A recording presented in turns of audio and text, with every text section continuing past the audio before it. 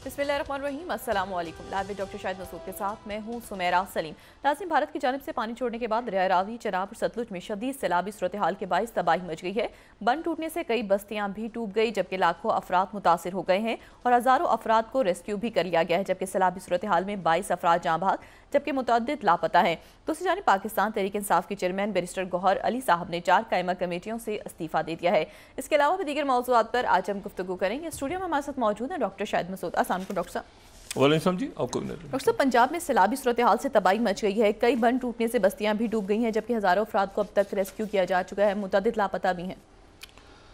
देखें जी, अगले चंद घंटों में या दिनों में जी, ये जो आफत है ये एक नई शक्ल लेने को है और वो आज रात से या अगले चंद घंटों में पूरे मुल्क में तकरीबन शदीद बारिशों का आगाज़ हो रहा है। इस्लामाबाद, रावलपिंडी, पंजाब, सिंध, बलूचिस्तान, खैबर पख्तूनख्वा, यानी सैलाब भी है और साथ साथ आज़ाद कश्मीर शदीद तूफ़ानी बारिशें आज रात से शुरू हो रही हैं, जिसके नतीजे में जो सैलाब है वो मज़ीद ज़ाहिर है कि अभी हम पिछले दिनों देख चुके हैं जब सिर्फ बारिशें हो रही थी तो क्या सूरत हाल बनी थी खैबर पख्तूनख्वा में। या अब ये जो सैलाब है इसके साथ आज रात से बारिशें मुल्क के बड़े इलाकों में शुरू हो रही हैं, जिसके नतीजे में एक तो सैलाब मज़ीद बढ़ेगा, दूसरा यह है कि लैंड स्लाइडिंग के वाक़यात आज़ाद कश्मीर और जो पहाड़ी इलाके हैं बाकी वहाँ पे लैंड स्लाइडिंग हो सकती है। लोग बहुत मुहतात रहें और ये जहन में रखें कि अब बारिश भी सैलाब के पानी में, और ये जब सिंध में सैलाब दाखिल होगा तो वहाँ पर उन दिनों में शदीद अगले चंद घंटों में या चंद दिनों में जब भी वो सिंध में दाखिल होगा रेला तो साथ ही पानी के रेले तो साथ ही बारिशें, और इतनी बारिशें हैं कि उसमें कराची में भी जो है वो अर्बन फ्लडिंग का ख़तरा है और साथ साथ यहाँ से पीछे से सैलाब आ रहे हैं। ये जो सैलाब हैं और ये जो बारिशें हैं ये जब यहाँ से अल्लाह अपना करम करे और इंशाअल्लाह निकलेंगे इन बहरानों से, लेकिन मैं आपको सिर्फ ये बताऊँ कि इस तरह के तूफ़ान और बारिशें और सैलाब नक्शे बदलते हैं, क्योंकि आबादियाँ वहाँ से फिर दोबारा कई झीलें सामने आ जाती हैं, नहरें, ज़मीनें, मतलब देहात बह जाते हैं। तो एक तरह से आप समझें कि ये इस कदर शिद्दत इसमें ऑलरेडी मौजूद है सैलाब में, और जब इसमें बारिश आएगी और फिर वही बात, मैं इस वक्त कोई ज़ाहिर है कि ये बरसा बरस की हमारी जो पॉलिसीज़ हैं उनका ये इतना सारा पानी जो है ये आप देखें कि कितना बड़ा ऐसा होता है साल का कि जब हम कहते हैं कि पानी यहाँ से नहरें निकाल लो, यहाँ पे पानी ख़त्म हो रहा है जी, एक सूबे का पानी दूसरे सूबे का पानी, और अब आप ये देखें कि इतना पानी जो है ये बहाता हुआ, क्योंकि ज़ख़ीरे की जगह नहीं है, वरना तो आप एक डैम बना लेते और उसके बाद ये जो सारे मसाइल चलते हैं कि जी वो नहरें क्यों निकाल रहे हैं, फलाना क्यों, ये वो चलते हैं ना मसाइल, हम नहरें, तो ये सारा पानी आप उनमें ज़ख़ीरा करते हैं और उसके बाद सरसब्ज़ व शादाब आपके खेत खलिहान होते। लेकिन ये सारा पानी जो है बजाय इसके कि ये आप उन ज़ख़ायर में और फिर वहाँ से नहरें निकालते और फिर वो तरीके से कि किस इलाके में कितना पानी जाएगा कैसा, वो भर जाता पूरे साल का। बड़े बड़े मेगा डैम्स बन रहे हैं, बड़े बड़े मेगा डैम्स, दुनिया बहुत तवज्जो दे रही है मेगा डैम्स पे, पानी के ज़ख़ायर पे, फूड बास्केट है आपकी। लेकिन आपके हमारे यहाँ ये हुआ है कि पिछले 20-25 सालों में जो प्रायोरिटी रही है वो ये रही है कि हाउसिंग सोसाइटियाँ, तो वो जनाब दरियाओं के काट के उनके जगहों पे आगे पीछे उन जगहों से जहाँ से पानी गुजरता था, वो जो कुदरती जगह थी पानी की, आपने जगह जगह वो जो हाउसिंग सोसाइटियाँ, तो वो साथ ही जो है वो उनको बहाती हुई लेके जा रही है। और ये हमेशा मैं बात कहता हूँ कि जहाँ पर भी आप दुनिया में चले जाएं, जहाँ भी आप जाएं, आप चाहे वो किसी खलीजी रियासत में चले जाएं, किसी यूरोपियन मुल्क में, कहीं पर भी आप चले जाएं, तो आपको जो बहुत बड़े बड़े महलात नज़र आते हैं ना, उनके पीछे कच्ची आबादियाँ ज़रूर होती हैं। और वो जो महलात में रहने वाले होते हैं वो इस बात को इंश्योर करवाते हैं कि वो कच्ची आबादी जो है वो अपनी जगह मौजूद रहे, ताकि उनके घर में जो काम करने वाले जो भी लोग हैं वो वहाँ कच्ची आबादी में रहें। तो कच्ची आबादी वहाँ बसाते हैं वो, मतलब ये पॉसिबल नहीं है कि एक हाउसिंग सोसाइटी हो और वहाँ पर उसके आसपास कोई कच्ची आबादी ना हो, काम करने वाले लोग ना हो। तो वो कच्ची आबादी भी साथ होती है, और वो कच्ची आबादी जो है वो भी निशाना बनती है सबसे पहले, और फिर बाद में साथ ही ये हाउसिंग सोसाइटियाँ चूँकि रोक रही होती हैं पानी को, तो वो कच्ची आबादियाँ जो हैं साथ साथ वो कच्ची आबादियों को भी बसाते हैं और वहाँ रखते हैं, क्योंकि वो उसका इंटीग्रल पार्ट होता है कि यहाँ एलीट क्लास ने रहना है, तो भाई एलीट क्लास की खिदमत के लिए भी तो लोग होने चाहिए ना।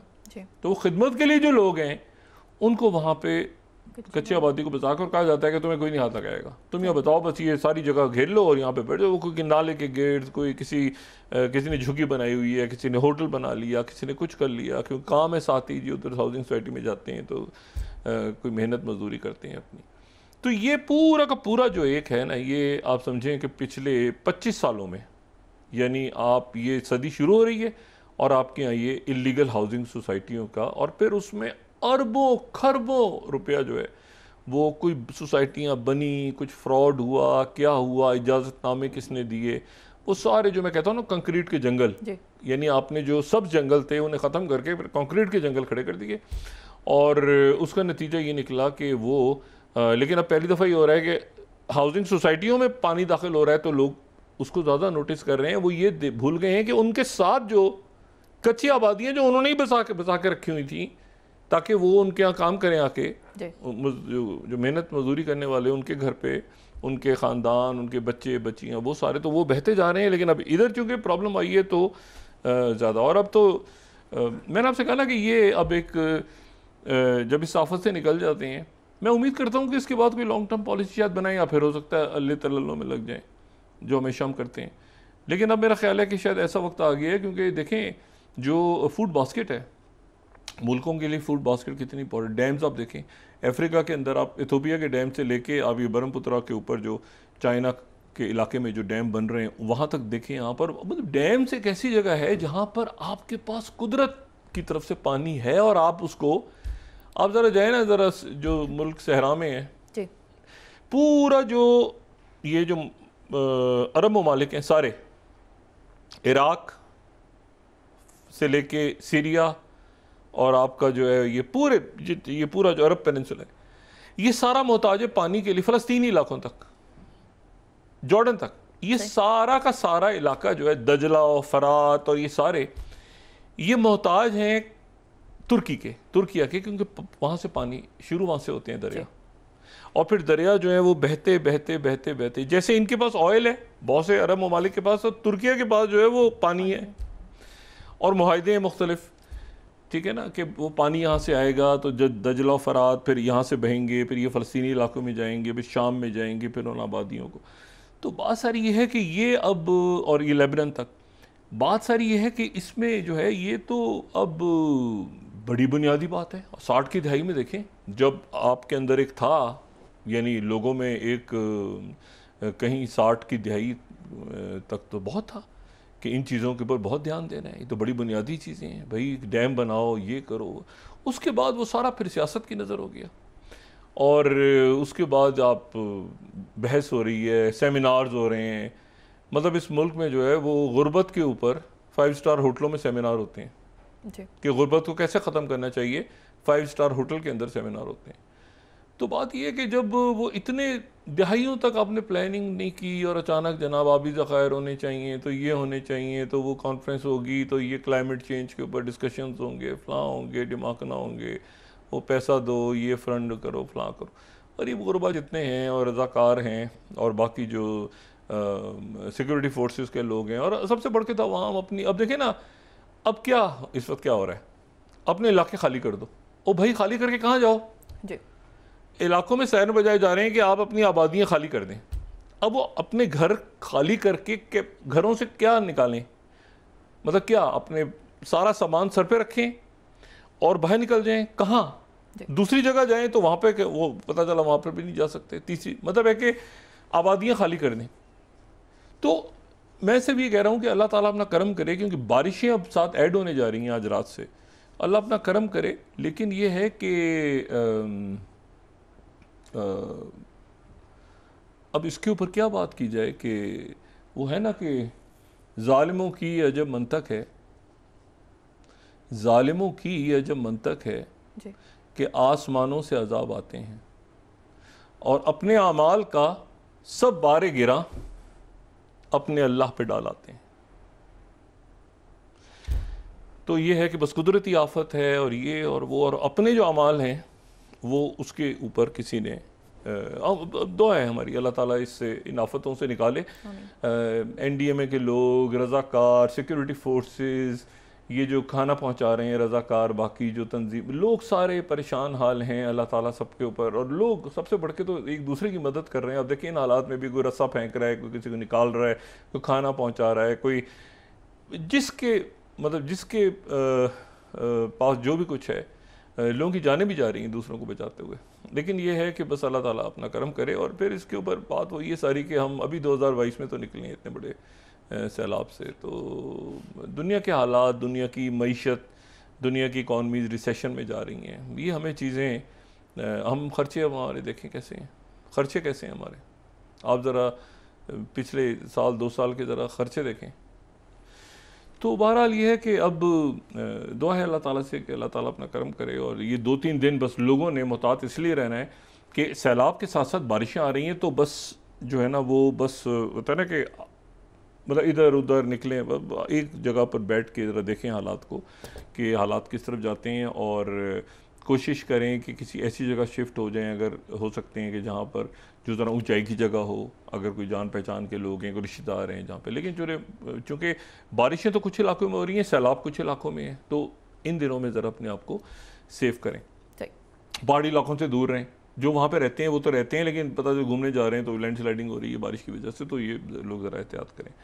और उसके साथ ही ये भी ध्यान में रखें कि फिर इसके फ़ौरन बाद जो है वो फिर वो मलेरिया और डेंगी और ये बीमारियाँ और ये सारा उसके बाद वबाएँ भी आएंगी। तो मुल्क में जो है वो इस वक्त मेरे ख्याल से ऐसी कुदरती आफात हैं जो जिनसे सियासत को एक तरफ रख के अगर हम थोड़ा सा सारा का सारा ध्यान अगर इस तरफ दें कि इस अगले चंद हफ्ते, यानी चंद हफ्ते ही लगेंगे ना सैलाब के, ये रेला निकल जाए इंशाल्लाह, तो फिर उसके बाद ये कि बीमारियाँ और ये सारा तो फिर वो डॉक्टर्स वगैरह अपनी टीम्स एक्टिव होंगी।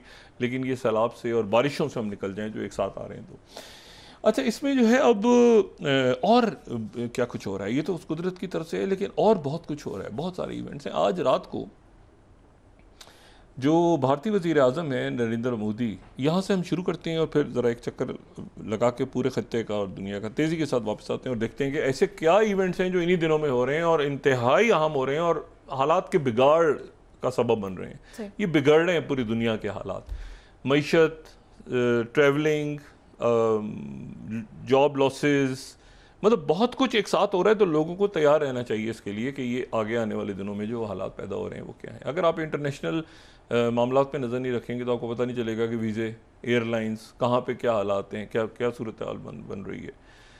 तो अब इसमें ज़रा शुरू करते हैं भारत से। अच्छा, भारत से इसलिए शुरू करते हैं कि 3-4 वाक़यात ऐसे हैं जो कि बराह रास्त हमारे इस खत्ते में और पड़ोस में हो रहे हैं और बड़े अनहोने वाक़यात हो रहे हैं, ऐसे जिनकी तवक्को नहीं थी वो हो रहे हैं।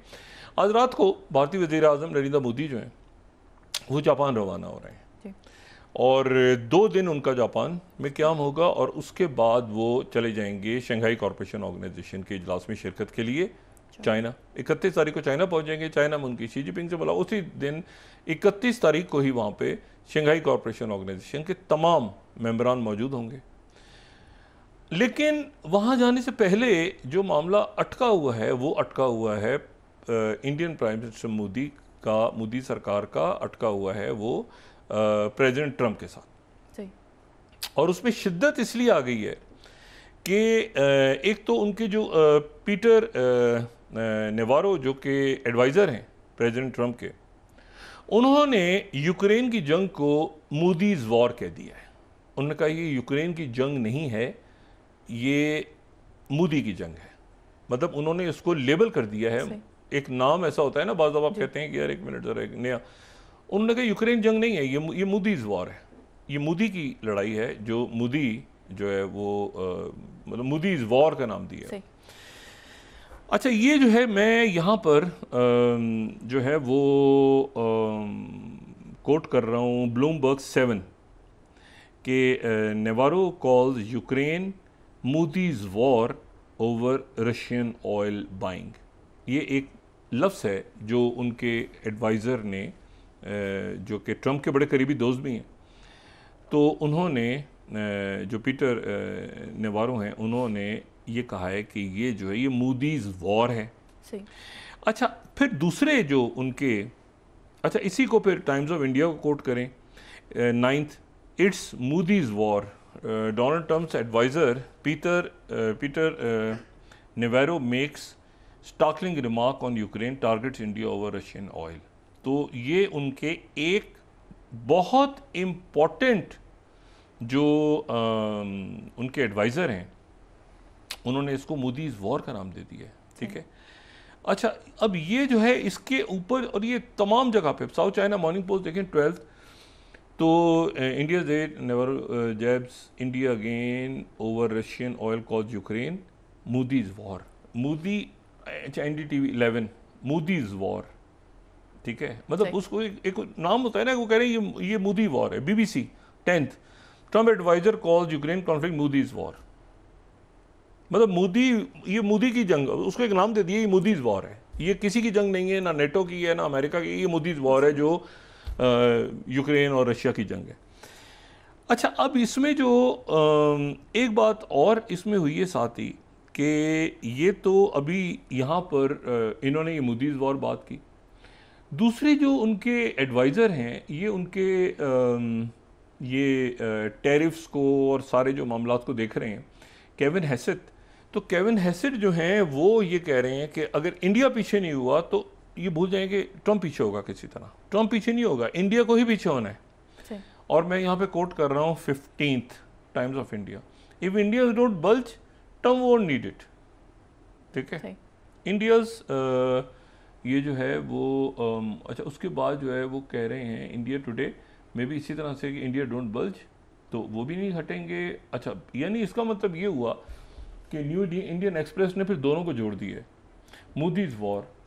देखिए, दो उनके ट्रेड एडवाइजर्स आ गए, हैसेट और नेवारो 17th। इन दो ने आज बराह रास्त इंडिया को मोदीज वॉर करार दिया है, प्रोलॉन्गिंग यूक्रेन कॉन्फ्लिक्ट। अच्छा, अब ये जो एक मामला है ना, ये है बड़ा एक यानी दोनों ने, और ये दोनों जो हैं ये प्रेसिडेंट ट्रम्प, एक तो वो हैं जो पूरी दुनिया में टैरिफ को देख रहे हैं, दूसरे जो हैं वो उनके ये यानी दूसरे जो हैं वो प्रेसिडेंट ट्रम्प के पिछले टेन्योर में भी थे, और वो बुश दौर से पुराने इकोनॉमिस्ट हैं और ये सारी किताबें लिखते रहे, तो उन्होंने इंडिया को हदफ बना लिया। अच्छा, इसमें जो है अब इस पूरी सूरत हाल में जो है वो इंडियन प्राइम मिनिस्टर जो हैं वो उनको क्वाड, इस वक्त ये मेरा ख्याल है इस वक्त जापान, वही बात है कि जापान से बड़े अच्छे ताल्लुक सारे मुल्कों के हैं, पाकिस्तान के भी, सबके हैं, लेकिन ये कि इस वक्त जापान का शायद वक्त नहीं था। उसकी वजह ये है कि चाइना जो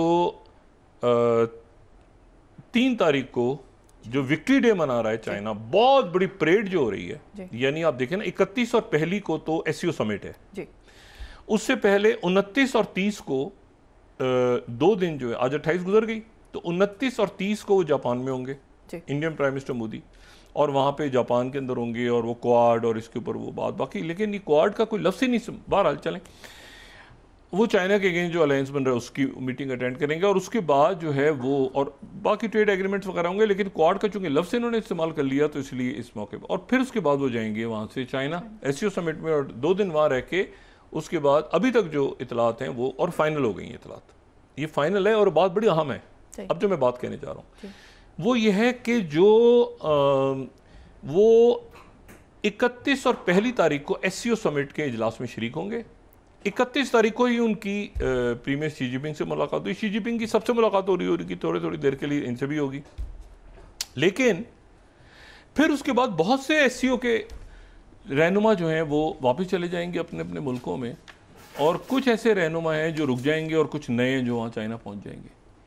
और ये वो हैं जो कि 3 तारीख को होने वाली जो चाइना की विक्ट्री परेड है अगेंस्ट जापानीज, उसमें वो जो इस साल सबसे बड़ी बयान हो रहा है कि चाइना में हो रही है, उसमें वो शरीक होंगे। उसमें 26 मुल्कों के 26, एससीओ में तो 26 नहीं है ना, कम लोग वो उसमें 26 की लिस्ट जो है वो उनकी तरफ से आई है, गेस्ट लिस्ट। अब उसमें कौन कौन है जरा नाम नोट करें। व्लादिमीर पुतिन, ठीक है, उसमें कोरिया के किम जोंग यून, ये एससीओ में तो नहीं है ना, कोरिया नॉर्थ कोरिया भी पहुंचा होगा, ठीक है। कैम्बोडिया के बादशाह, ठीक है, वियतनाम के प्रेसिडेंट, लाओस के प्रेसिडेंट, इंडोनेशिया के प्रेबोवो सुबिरनातो, मलेशिया के prime minister Anwar Ibrahim, Mongolia के प्रेसिडेंट, पाकिस्तान के प्राइम मिनिस्टर शहबाज शरीफ, नेपाल के प्राइम मिनिस्टर, सही, ये इंडिया का, आप मैं इसे भी बात कर रहा हूँ, इंडिया का पड़ोस देखें, ये इंडिया के दाएं बाएं से देखें, पाकिस्तान, नेपाल के prime minister KP Sharma Oli, Maldives के प्रेसिडेंट मोहम्मद मौजू, काजाकिस्तान के president, Uzbek president, Tajik president, Kyrgyzstan के प्रेसिडेंट, तुर्कमेनिस्तान के प्रेसिडेंट, बेलारूस के प्रेसिडेंट अलेक्जेंडर लुकाशेंको, आज़रबाईजान के प्रेसिडेंट, आर्मीनिया के प्राइम मिनिस्टर, वो दोनों की सुलह हुई है, ईरान के प्रेसिडेंट मसूद पशेयान, कॉन्गो के प्रेसिडेंट, ठीक है, और उसके बाद जिम्बाब्वे के प्रेसिडेंट, फिर उसके बाद सर्बिया के प्रेसिडेंट, ये जो बाल्कन में सर्बिया यूरोप आ गया, Slovak prime minister Robert फीको, Slovak ये भी यूरोप में, ये स्लोवेक रिपब्लिक वो है ना जो चेकोस्लोवाकिया टूटा था तो स्लोवेनिया उसमें से जो, तो ये पीसफुली बड़ा कम होता है कि कोई मुल्क तकसीम हो, तो उसमें से 1993 में ये चेकोस्लोवाकिया जो था ये स्लोवेनिया, एनीवे, तो Slovak prime minister Robert Fico, Cuban president, और म्यांमार जहाँ पे जाहिर है कि कू हो चुका हुआ है, तो वहाँ के मिन औंग ह्यांग जो उनकी फ़ौज के यानी उसको, अब इशू ये है सारा कि ये 26 रहनुमा हैं और इसमें तकरीबन सारे हैं जो एससीओ के मेंबर्स भी हैं, सेंट्रल एशिया पूरा है ना, पाकिस्तान है, ईरान है, सारे हैं। इसमें जो है वो प्रेसिडेंट पुतिन है, सारे लोग हैं, ये सारे लोग परेड में शरीक होंगे। एक मुल्क के सरबराह को उन्होंने परेड में शरीक होने की दावत नहीं दी और वो है Indian prime minister Narendra Modi. 26 रहनुमाओं में से एक रहनुमा को, 26 की लिस्ट है, तो 26 की जो लिस्ट है उसमें से अब देखें ना, ये चीज़ें बड़ी, ये CGTN ने भी जारी कर दी है। 4th 26 foreign leaders to attend China's victory day, भी जो सेलिब्रेशन है उनकी कमेमोरेशंस ऑन September 3rd। इसमें जो है, इसमें कहीं दूर दूर तक जो है वो इंडियन प्राइम मिनिस्टर का नाम नहीं है। तो ये इससे अंदाज़ा ये होता है कि वो कैसे, मतलब है कि वहाँ जो होता है रुक जाएं तो एक अच्छा है, पुतिन से भी मिल लें, बाकी लोगों से मिल लें, मुलाकात हो जाए सबसे ज़रा।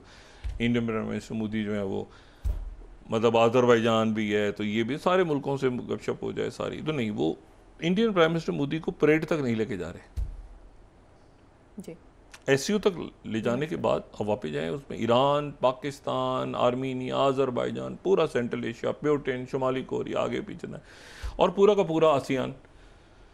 लेकिन उसमें जो है वो इंडियन प्राइम मिनिस्टर मोदी को उन्होंने परेड में नहीं रोका। तो जो 26 की लिस्ट परेड के लिए जारी हुई है उसमें एससीओ प्लस रहनुमा है जी, लेकिन उसमें इंडियन प्राइम मिनिस्टर मोदी उसमें नहीं है। अच्छा, Indian prime minister Modi, India का जो मीडिया है ना, वो इस तरह से वो ये कह रहे हैं कि 13th हिंदुस्तान टाइम्स, अब ये चीज़ें जो है ना, इससे फ़ायदा कुछ नहीं होगा। मैं कह रहा हूँ ना कि इसको डिप्लोमेटिकली कैसे अब इससे निकलना है। मुल्कों में आते हैं इस तरह के बहरान, ये कोई अनहोनी बात नहीं है जो इंडिया के साथ, भारत के साथ हो रहे हैं, सब पे ऐसे बहरान आते हैं, पाकिस्तान पे भी, दुनिया के हर मुल्क पे। असल बात यह है कि पहले तो देखें कि आया क्यों, उसकी वजूहात में जाएं, फिर उसके बाद से निकलना कैसे है। इस तरह से निकल नहीं सकते। जो 13th है ना हिंदुस्तान टाइम्स की, मैं जाहिर है कि उनके एडिटोरियल बोर्ड के साथ माजरा के 13th टैरिफ महाराजा। अब देखिए ना, ये टैरिफ महाराजा, वो जो टैरिफ डील कर रहे हैं तो उनका नाम क्या रखा है, tariff Maharaja to Modi's Ukraine war. और बात यह है कि आप जब इस तरह के अलकाबात से नवाजेंगे और इस तरह से मामला तय करेंगे तो ये डिप्लोमेसी नहीं है। या तो ये है कि आप इसको जंग की शक्ल इख्तियार कर लें। चाइना के साथ वो इश्यूज अपनी जगह हैं। चाइना के साथ तो सारा जो मामला थे, एग्रीमेंट्स और ये और ट्रेड, अमेरिका असल तो अमेरिका है ना, तो अब उसको उसके साथ कैसे हल करना है। वो कह रहे किसी सूरत ट्रम्प पीछे नहीं होंगे और जो है वो आप पीछे होंगे, और ये मोदीज वॉर का नाम दे दिया। आगे से कह रहे हैं महाराजा, टैरिफ महाराजा। उसी बंदे के साथ आपने टैरिफ ही डील करनी है आगे जाके। चाइना का डेलीगेशन पहुंच गया टैरिफ्स के लिए, कनाडा में था, आज पहुंच गया टैरिफ का। लेकिन वो असल तो बात ऊपर के लेवल पे होगी ना। ये एक जो डेलीगेशन है मेरे ख्याल से चाइना का, ये एक ज़रा थोड़ा सा उनके अमेरिका से भी उनके जो है वो कम लेवल के लोग मिलेंगे। लेकिन चाइना का डेलीगेशन है इंगेज किया हुआ है। इनका डेलीगेशन भी पहुंच रहा है वाशिंगटन कनाडा से टैरिफ्स के ऊपर, और वो वाशिंगटन में मुलाकात करेगा और बातचीत आगे बढ़ाएगा। लेकिन चाइना का किसी भी लेवल के डेलीगेशन हो चाइना का होता है, और अमेरिका का किसी भी लेवल का हो, चाइना से बातचीत हो रही है तो उसका एक इंपॉर्टेंस है कि भाई क्या मामलात हैं, वो एक जगह पे होंगे तो वो ये टोटल डिसएंगेज हो गए। जी, ब्रेक के बाद डॉक्टर डिस्कस कर लेते हैं। जी नाज़रीन वापस आते हैं एक छोटे से ब्रेक के बाद।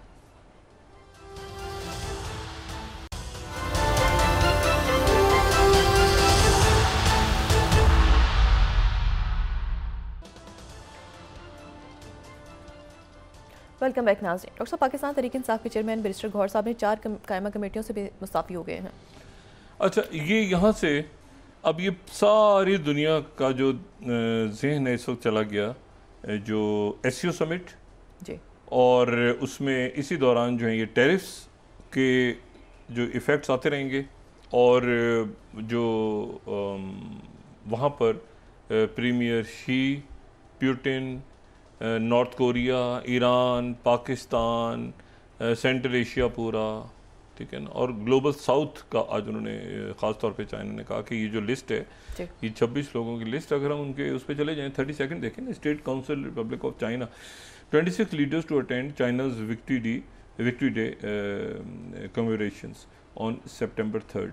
तो उसमें आपको ये नज़र आएगा कि उसमें ग्लोबल साउथ के ऊपर ख़ास उन्होंने बात की है कि हमारे पास जो यहाँ जो लोग आ रहे हैं 20th चाइना की foreign ministry response to multiple Global South leaders, तो ग्लोबल साउथ को वो अपनी तरफ उनसे पूछा कि इसमें वेस्टर्न कंट्रीज, उन्होंने कहा नहीं, हमारी तवज्जो जो है ग्लोबल साउथ पे, चाइना की तवज्जो। तो ये बड़ा इंटरेस्टिंग होगा देखना, और ये भी साथ साथ देखना बड़ा इंटरेस्टिंग होगा कि इस दौरान जो है वो इंडियन प्राइम मिनिस्टर मोदी कैसे इस पूरे बहरान से निकलते हैं। एक एक दिन इसमें इंपॉर्टेंट टैरिफ लग रहे हैं। लोगों ने अपनी पूरी जो उनके कारोबार इसीलिए शुरू हुए थे कि वो वहाँ पर टेक्सटाइल्स जाएंगी, ये जाएगा, वो जाएगा, तो सारा जब एकदम से ब्लॉक हो गया। और साथ ही ये तो एक चीज़ है, दूसरी चीज़ तो वीज़ा के ऊपर आ रहा है, उसमें देखें बहुत टेक के लोग उनके ज़बरदस्त हैं, और वैसे भी स्टूडेंट्स, तो सारे वो बंद करके और चाइना से वो उन्होंने डबल कर दिए वीज़े। और जो मैंने कल भी बात की थी, रशिया की वजह से टैरिफ लगा दिए हैं, और रशिया जो है उसके साथ वो एक्सॉन मोबिल वहाँ पे डील कर रहा है सारी। तो ये कॉम्प्लेक्स सिनेरियो में अब वो ये होता है ना कि अब मतलब है कि वो इससे निकलें, कैसे निकलें, उसके लिए ज़रूरी है कि पहले पीछे जाएं और देखें रिवर्स इंजीनियरिंग करके कि कहाँ पे क्या हुआ, जो कि इंडिया के लोगों को तो नहीं पता क्या हुआ है 20-25 अचानक कैसे डिटेरियोरेशन हुई है ये सारी। अच्छा, एक तो ये मामला तो ये है, अब अगले चंद रोज़ वहाँ पे सबकी तवज्जो रहेगी उस तरफ। लेकिन उसके साथ साथ दूसरा जो एक महाज अचानक ख़राब हो गया है, वो हो गया है वेस्ट एशिया का या मशरिक़ वस्ता का, और किसी भी वक्त एक्सप्लोड हो सकता है, अल्लाह ना करे एक्सप्लोड हो सकता है।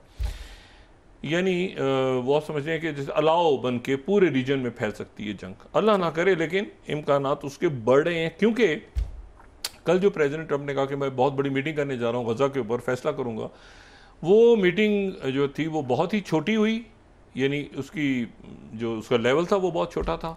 और दूसरा ये कि वो मुतनाज़ हुए, उन्होंने खुद ही डाउन प्ले करके उसको मीटिंग की और फिर ख़त्म कर दिया। लेकिन उसमें एक शख्सियत ऐसी शरीक हुई जो ख़ास तौर पर बरतानिया से पहुँची थी, जिसकी वजह से काफ़ी तमाम दुनिया में और ख़ास तौर पे जो मुसलमान दुनिया है उसमें इस मरहले पे और यूरोप में भी बड़े कंसर्न्स पैदा हो गए कि ये वहाँ पे उस इजलास में क्यों मौजूद थे, जो कि गज़ा के ऊपर इजलास हो रहा था, और जो मौजूद थी शख्सियत, उनका नाम था जनाब टोनी ब्लेयर, साबिक बरतानवी वज़ीर आज़म टोनी ब्लेयर। सही।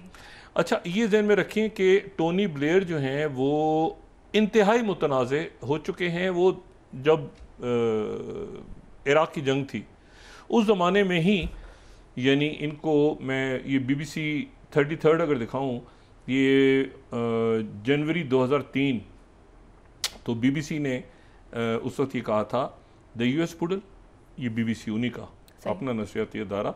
तो उसके और फिर उसके बाद कमाल ये हुआ था कि CBS न्यूज़ को 2007 में 36 अमेरिकन प्रेसिडेंट बुश ने फिर इंटरव्यू देके ये कहा था कि नहीं, ब्लेयर वाज नो, मतलब ये एक अजीब सा एक उनके, तो वो इतने कोई पॉपुलर नहीं रहे। फिर वो इंडिपेंडेंट ने 2016 में ये एक रिपोर्ट पूरी शाये हुई थी कि जी inside story of how Tony Blair led Britain to war in Iraq. तो मुतनाज़िर सी पर्सनैलिटी है, लेकिन अब हुआ ये कि टोनी ब्लेयर जो हैं वो उनका जो थिंक टैंक है, ठीक है, उनका जो थिंक टैंक है वो, ये बात हम पहले भी डिस्कस कर चुके हैं और दोबारा डिस्कस करेंगे, दो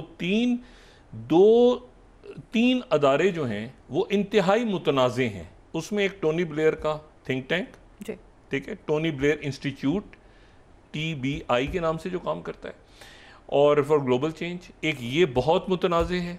एक जो इंतहाई मुतनाज़े है वो बोस्टन कंसल्टिंग ग्रुप है, जिसके साथ ये मिलके काम कर रहे थे गज़ा के अंदर ट्रंप रिवेरे बनाने का, और इनको ये पकड़े गए थे। और तीसरा जो मुतनाज़े तरीन इसमें, जिसके साथ ये जो सब कॉन्ट्रैक्टर्स अमेरिकन के हैं, वो गज़ा ह्यूमैनिटेरियन फाउंडेशन, जो कि लाइन में खड़ा करके लोगों को मारे, ये कल अब उस इजलास में शरीक थे, टोनी ब्लेयर। तो टोनी, अच्छा अब मैं लोगों को ये रिकॉल कर दूँ कि उस प्रोग्राम में हम काफ़ी डिटेल डिस्कस कर चुके हैं सारी बातें। ये जो गज़ा ह्यूमैनिटेरियन फाउंडेशन है, ये आप ज़हन में रखें कि इसके ऊपर 29 बरतानवी हुकूमत ने यूनाइटेड नेशंस में स्टेटमेंट दी थी कि गज़ा ह्यूमैनिटेरियन फाउंडेशन 29 ये जो है ये लीडिंग टू मैस कैजुअल्टीज़, ये बरतानवी हुकूमत का स्टेटमेंट है अक़वाम मुत्तहिदा में गज़ा ह्यूमैनिटेरियन फाउंडेशन के हवाले से। उसके बाद 170 चैरिटीज़ ने कहा था कि इसको बैन कर दिया जाए, और ये मैं स्काई न्यूज़ कोट कर रहा हूँ 31 ये अभी अगस्त की, Gaza humanitarian foundation aid distributions have become sites of orchestrated killings, ठीक है। और फिर उसके बाद ये पिछले महीने Guardian 21 Tony Blair think tank with project developing Trump Riviera Gaza plan, ये सारे उनके पेपर थे, ठीक है। फाइनेंशियल टाइम्स ये हम डिस्कस कर चुके हैं, मैं उसको रिवाइज करूँ। 22 Tony Blair staff took part in Gaza Riviera project with Boston global group. फिर उसके बाद Telegraph, Tony Blair think tank involve on Trump Riviera plan for गज़ा।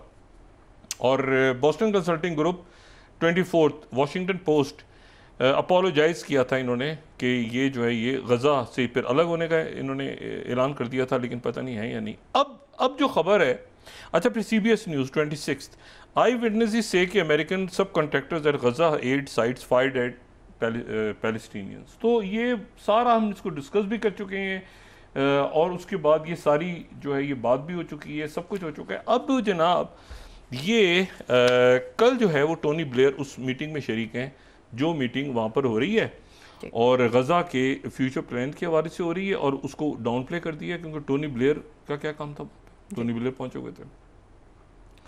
अच्छा अब और उनके साथ जो है जेरेड कश्नर थे। जेरेड कश्नर तो चले पहले भी उनके दामाद हैं, लेकिन टोनी ब्लेयर का पहुंचना, अचानक उस मीटिंग में बैठे हैं, गज़ा का फ्यूचर डिसाइड हो रहा है, तो मीटिंग को डाउन प्ले करके वो साइड पे हट गए कि इसमें अभी नहीं कॉम्प्रिहेंसिव प्लान। स्टीव विटकॉफ की पोजीशन भी ख़राब हो गई क्योंकि वो उसके नतीजे में 3-4 चीज़ें हुई।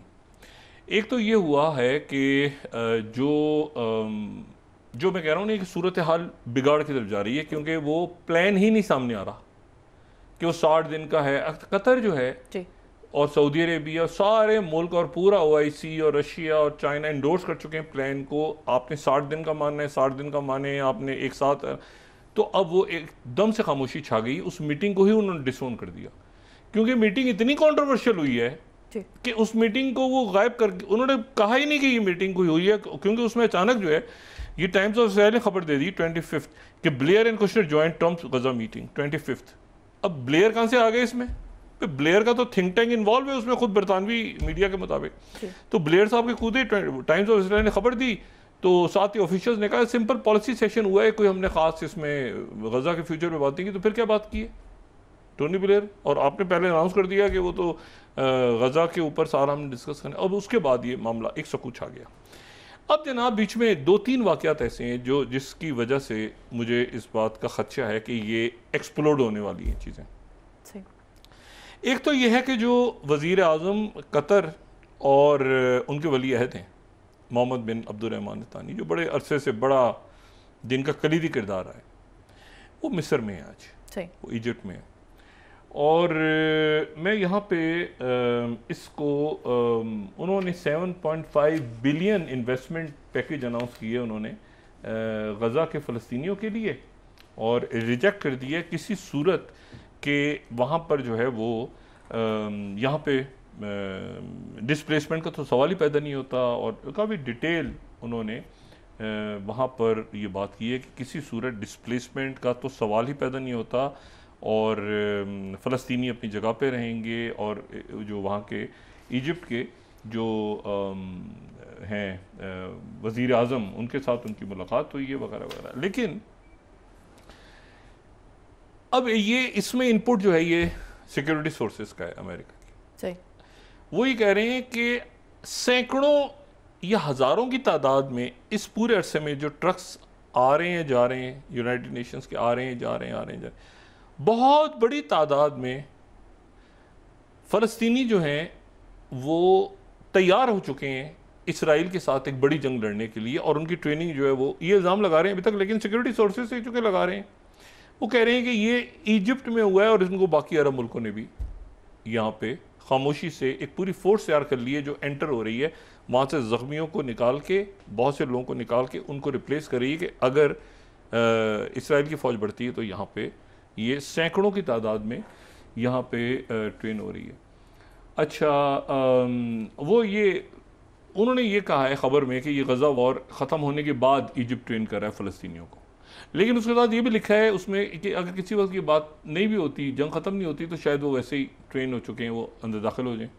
और मैं कोट कर रहा हूँ Wall Street Journal 39, Egypt is training Palestinian forces to take over post war Gaza. अब पोस्ट वॉर गज़ा भी है, लेकिन अगर वो पोस्ट वॉर की तरफ नहीं जाते मामलात, तो ये फ़लस्तीनी वैसे ही ट्रेन ही अंदर एंटर हो जाएंगे गज़ा में, या ये है कि ये माहदे टूट जाएंगे सारे उसकी। अच्छा, अब एक और वाक़या हुआ है जिसके ऊपर सऊदी अरेबिया, तुर्की, कतर, मुत्तहिदा अरब अमारात, लेबनान, ये सारे मुल्क जो हैं एक मैंने आपसे कहा ना, इसके एक्सप्लोड होने का ख़तरा है सारे मामलात के। और एक्सप्लोड होने का ख़तरा इसलिए है कि जो इज़राइल है, इज़राइल ने आज अटैक किया है दोबारा दूसरे दिन। ये जो है ना, ये वो आम वाक़यात से हटके एकदम प्रोवोक। अच्छा, उन्होंने आज फिर अटैक किया है, और वो जो अटैक है वो उन्होंने किया है बिल्कुल दमिश्क में, दूसरा अटैक उनका हुआ है, ठीक है। और ये मैं 42 अरब न्यूज़ कोट कर रहा हूँ, Israeli forces red site near Syria capital, ये आज की खबर है।